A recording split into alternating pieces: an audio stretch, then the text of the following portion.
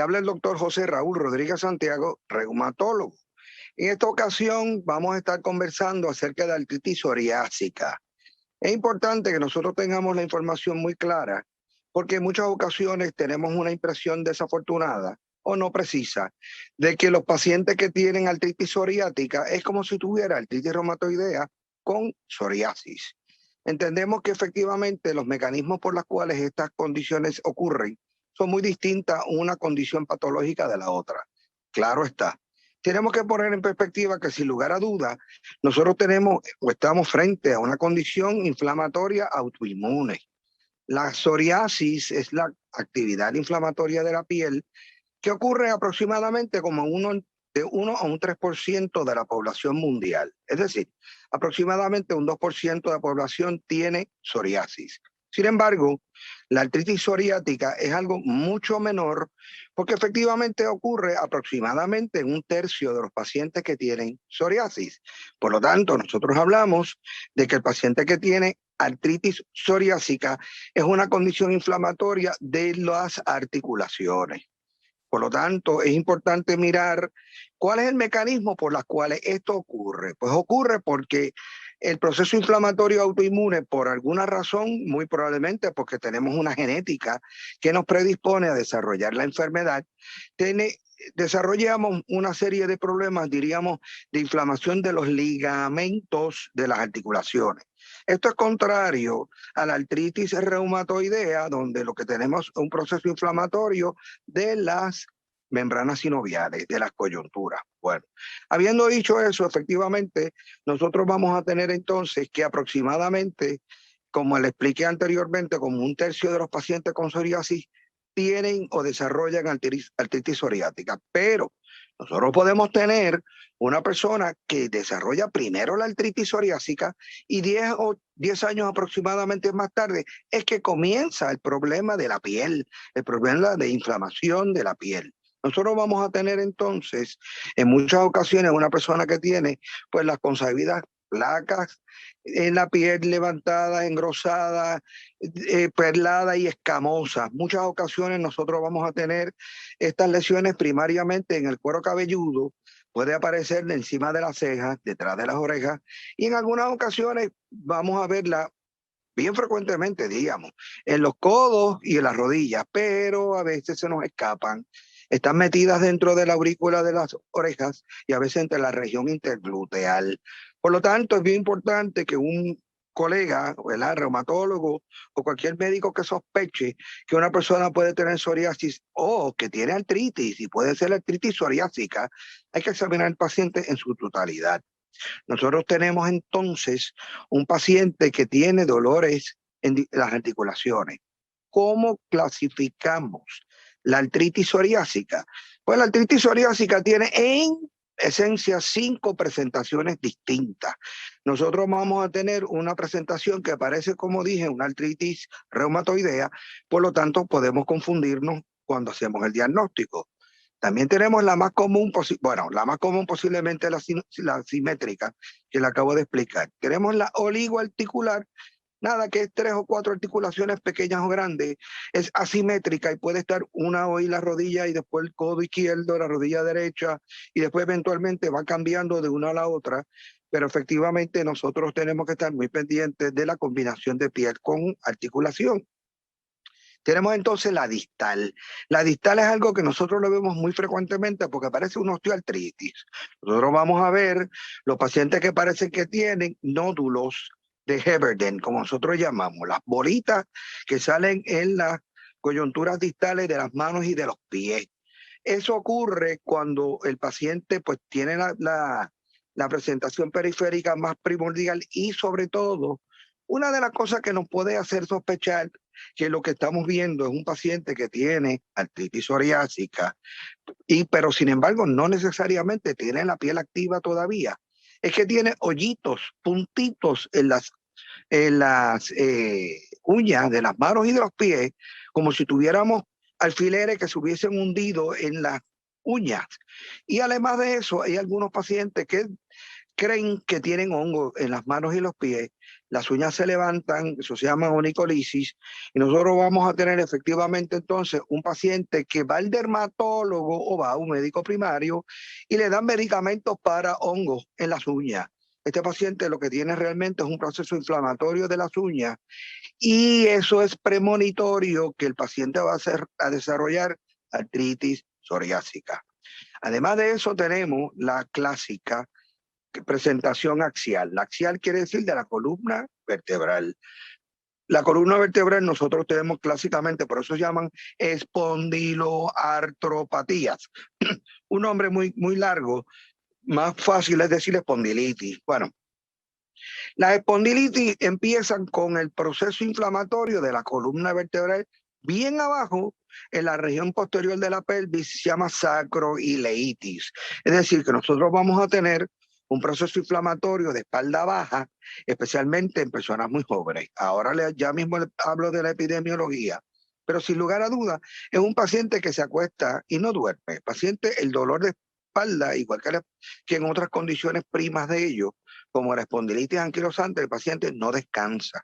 Y eso se llama dolor de espalda inflamatorio.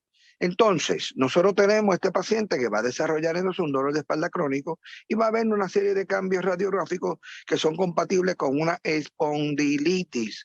Y por último, lo que ocurre bien poco frecuente y afortunadamente es, pues, es preferible que sea así, es la presentación mutilante o mutilans. Eso es una presentación de los dedos, se fijan completamente, desaparecen y parece un dedito como si hubiese tenido una fractura severa. Y eso ocurre solamente en el 5% de los casos. Hay unas ocasiones donde nosotros hablando ahora de los dedos, ¿verdad?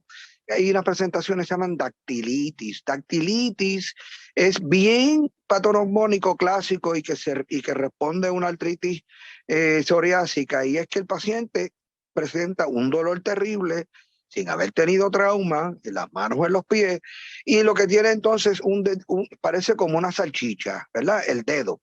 Por lo tanto, eso se llama dactilitis, eso es patognomónico típico de una artritis psoriásica. O sea, estamos hablando que una serie de hallazgos que nosotros podemos estar, ¿verdad? Ustedes allá cuando escuchen y vean esta presentación y cuando conversen con su médico primario, pues pueden ir ya investigando y haciendo una asociación de cuáles son las posibles presentaciones dentro de la diversidad y diferencias que existen entre pacientes de artritis psoriásica y psoriasis. Posiblemente tenga yo esta condición. Eso es lo que queremos despertar, esta curiosidad. Nosotros entonces tenemos que, como les dije, nosotros hablamos de artritis psoriásica como una espondilitis. Se llama espondiloartropatía seronegativa, largo el nombre, como les dije. ¿Por qué? Porque es donde hay un proceso inflamatorio que es inherente a la formación de espolones en la espina dorsal y participación de la espalda baja, que se llama sacroileitis. Ahí están Crohn's, colitis ulcerosa, la espondilitis anquilosante y las artritis inflamatorias reactivas. Claro está, nosotros tenemos que pensar a quién le da o cómo ocurre. Pues como les dije, la genética es muy importante, por lo tanto nosotros vamos a tener posiblemente familia directa que tiene artritis psoriásica o que tiene psoriasis. Es común en hombres y mujeres, o sea que aquí no hay una diferencia como en otras enfermedades, que es más frecuente en mujeres que en varones. La artritis psoriásica ocurre tanto en hombres como en mujeres en las edades más productivas de nuestra juventud, que es entre los 30 y 50 años de edad. Por lo tanto, nosotros tenemos que tener mucho cuidado de hacer un diagnóstico temprano y hacer entonces un tratamiento adecuado luego de haber hecho el ejercicio del diagnóstico. ¿Cómo hago el diagnóstico? Hay una serie de criterios, diríamos, que es los criterios de Caspar, donde nosotros vamos a ver unas personas que dicen, bueno, si mi abuelo, mis hijos o mis hermanos tuvieron psoriasis, yo cualifico para tener artritis psoriásica. Artritis psoriásica. Es decir, un sujeto que llegue con los dolores típicos o que sospechemos que pueda tener artritis psoriásica, no necesariamente tiene que llegar con lesiones de piel, pero el historial de haber tenido un familiar directo, cercano, con psoriasis, nos hace pensar que efectivamente la persona tiene la probabilidad de desarrollar artritis psoriásica. Si el paciente tuvo cuando joven o muchos años antes lesiones de placas de psoriasis, pero ya no la tiene, también es posible que desarrolle artritis psoriásica. Y posiblemente que los pacientes, diríamos aproximadamente, como les dije, que tengan psoriasis, pues un tercio de ellos aproximadamente van a desarrollar la artritis psoriásica. Ya hicimos el diagnóstico, nosotros evaluamos al paciente, encontramos que efectivamente tiene una de estas presentaciones. Bien, es importante mirar que estas condiciones de artritis psoriásica no vienen necesariamente solas.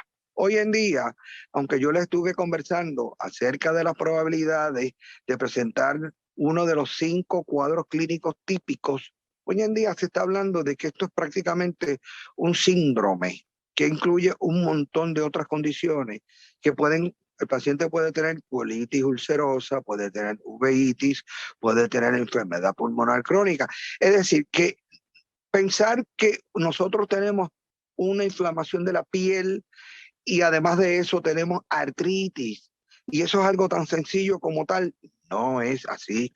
Nosotros podemos tener una cantidad impresionante de condiciones que se llaman manifestaciones extraarticulares de la artritis, de la espondilitis o espondiloartropatía. Y nosotros tenemos que establecer entonces este paciente que yo estoy viendo, que ya yo vi el diagnóstico de artritis psoriásica. ¿Esa condición está sola o está acompañada de algo adicional, que puede ser una manifestación extraarticular que venga acompañada entonces de algún órgano o algún otro sistema que pueda hacer que esté participando de la condición inflamatoria? El hacer ese ejercicio es bien importante porque nosotros vamos a quizás tener que ajustar las posibilidades diagnósticas de este paciente de acuerdo a esas otras condiciones adicionales que están apareciendo. Además, hay otras personas que tienen comorbilidades. La gran mayoría de los pacientes que tienen artritis psoriásica y o psoriasis, este paciente es un paciente que muchas veces tiene o exposición previa a diferentes, diríamos, bueno, además de la genética, es un paciente que tiene mucho estrés físico, mental, es un paciente que ha estado expuesto a muchos virus o enfermedades, infecciones anteriores, pero además puede ser que ese paciente sea obeso, diabético, hipertenso, aterosclerótico, y que tenga hiperlipidemia o hipercolesterolemia. Entonces estamos hablando de comorbilidades.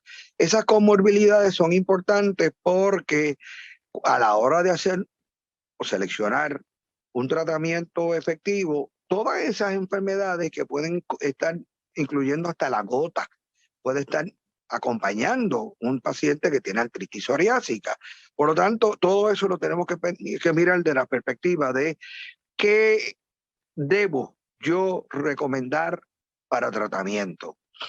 Yo hice ya mi diagnóstico, hice una evaluación exhaustiva de las comorbilidades del cuadro clínico general del paciente y voy a empezar entonces a tomar la consideración de que el paciente le voy a tratar. El paciente, cuando yo hice la evaluación del diagnóstico, porque yo le tomé radiografía, hice un bone scan si había indicaciones, le hice un HLA-B27 para ver si tiene la predisposición genética a desarrollar la enfermedad de una manera más, diríamos, una penetración mayor desde el punto de vista, diríamos, de probabilidades de desarrollo de una enfermedad más severa. Ese paciente, yo voy a considerar tratamiento. La guía de tratamiento del Colegio Americano de Reumatólogos se revisaron en el 2018 y establecieron una serie de etapas o pasos, ¿verdad? Para uno comenzar el tratamiento de los pacientes una vez, obviamente, compartiendo este paciente que tiene lesiones de piel activa con el dermatólogo. Así que nosotros no vamos a estar necesariamente solos en el tratamiento de estos pacientes porque nosotros necesitamos ofrecerle al paciente las mejores opciones, ¿verdad?, para mejorar su condición.